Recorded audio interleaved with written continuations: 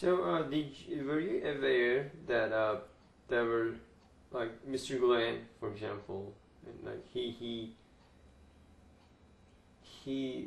published immediately right after 9/11 and about the violence, about the terror, and he condemned. So, were you aware of that letter, for example? But that's something I alluded to earlier. That was the violence was highlighted, but the voice in the wilderness was not covered. And Mr. Gulen was the voice in the wilderness trying to get the message out.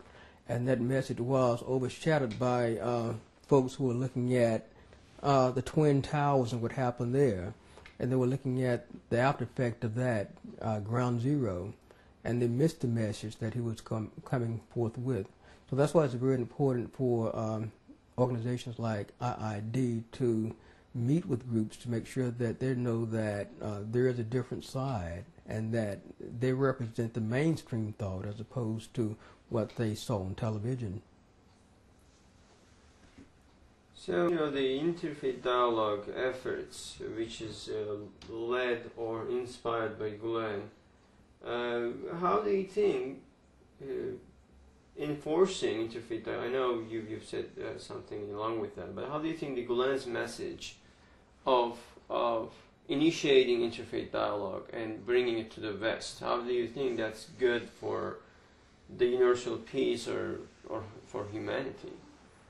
Well, I'm seeing the results of it here in my state because as a result of this effort, we are sitting down talking, we're sitting down dining, we're sitting down getting to know each other. We're also getting to know different aspects of different religions, and so that's very good. We are sharing congregations. In fact, we invited the representative from IID to participate in the Martin Luther King prayer breakfast in Mississippi just this year. And that was very impressionable because he made a very good contribution to that interfaith dialogue breakfast that was sponsored by elected officials here in Hinds County. So that is good. It's going to take that type of activity going on. We plan to build on that because dialogue is the key to making sure that we understand what each culture, what each religion stands for. And this is a step in the right direction that we do plan to continue in this state. You've been to a country where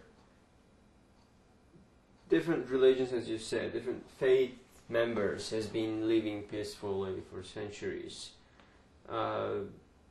What do you think of, or what's your perception, what's your impression out of that a faith in action, like a live faith there, and in the sense of the respect, tolerance, like what do you get out of the Turkish people's tolerance for others? Right, I see the same tolerance and trick that I saw in Kaduna. Had a chance to visit there on occasions, and as an official, we had official government meetings.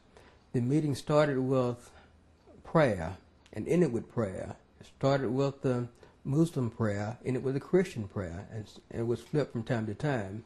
But the point I'm making is that both realized that they had to respect both religion, and the diversity was something that we were able to build a bond. They respected that, and they realized that they were not in conflict with one another, that they worshiped the same God, maybe had a different name, Allah, God, one and the same. They realized that they also honor the same prophets. So that is something that they focused on. They focused on their similarities and not their differences. They built on that. And that was the strength of the meeting we had in Kaduna. I saw that same thing happening in Turkey, that they did respect me because I came from a different religion, and I didn't encounter any barriers in terms of practicing my religion there. But I respected them, they respected me, and that's something that we agreed to do, and something we're going to build on. That was my actual question. for Americans in general, or the different religions, what was the reaction, or anything unpleasing have you seen? I didn't experience anything negative there. I always felt a sense of warmth in my meetings with people in the universities, in the schools, in the homes, with the students. A sense of warmth, genuine. They wanted to know me. I wanted to know them. They wanted to know more about my culture. I wanted to know more about their culture. So there was nothing that I felt negative during my dialogue with the people there. So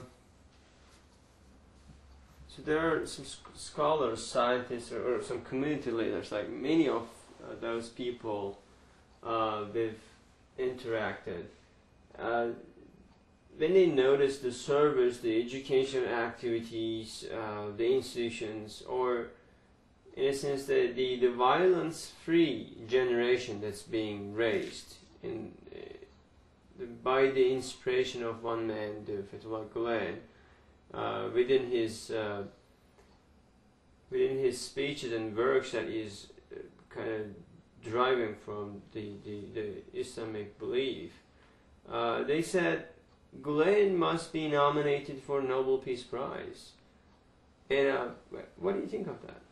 Well, I think that is a legitimate observation because he's in the power of empowering people, and he realizes that knowledge is power. So he's trying to make sure that the young people have access to knowledge so they can become empowered. And because of that, they will be in a position to work toward world peace as a result of what he's doing. So yes, he would be considered to be a Nobel Prize recipient because of what he's doing in terms of empowering people, because he realizes that knowledge is power, and he is making sure that he empowers the young people in this country to become productive citizens of society. So he should be commended for that. All right. Senator, would you kindly do an overall kind of analysis of Mr. Gulen, like within the your acquaintance with the people who follows him, or the readings, observations along with it through the schools and all that? Can you analyze Mr. Gulen? Like, who is he? I think that you could best analyze him by looking at his followers. We had a chance to be in contact with some of his followers daily on our trip to Turkey. First of all, I noticed that they were, first of all, very knowledgeable people. Secondly, very sincere people, sincere about their religion. And also, thirdly, they were very sincere about improving society. And fourthly, they were very sincere about establishing and maintaining dialogue between different groups. And that was very good. They wanted to make sure that his teachings were spread not only to the students in those particular schools, but also in society.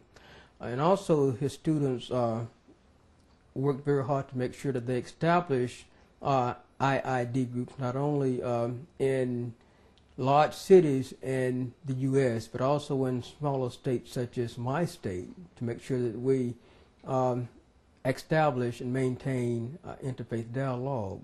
So you judge a person by his followers, his disciples, and I was very impressed with his disciples, his followers.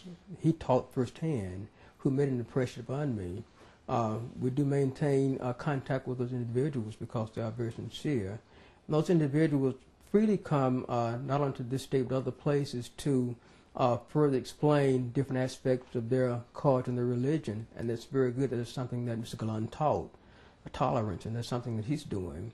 And also he stressed religion, and he also stressed education, and those who he touched are working very hard to improve the educational status every day as a result of his teaching, and that's very positive. So he's made an impression on those people who are making very positive impressions in their particular cities and also in society, so that's very good.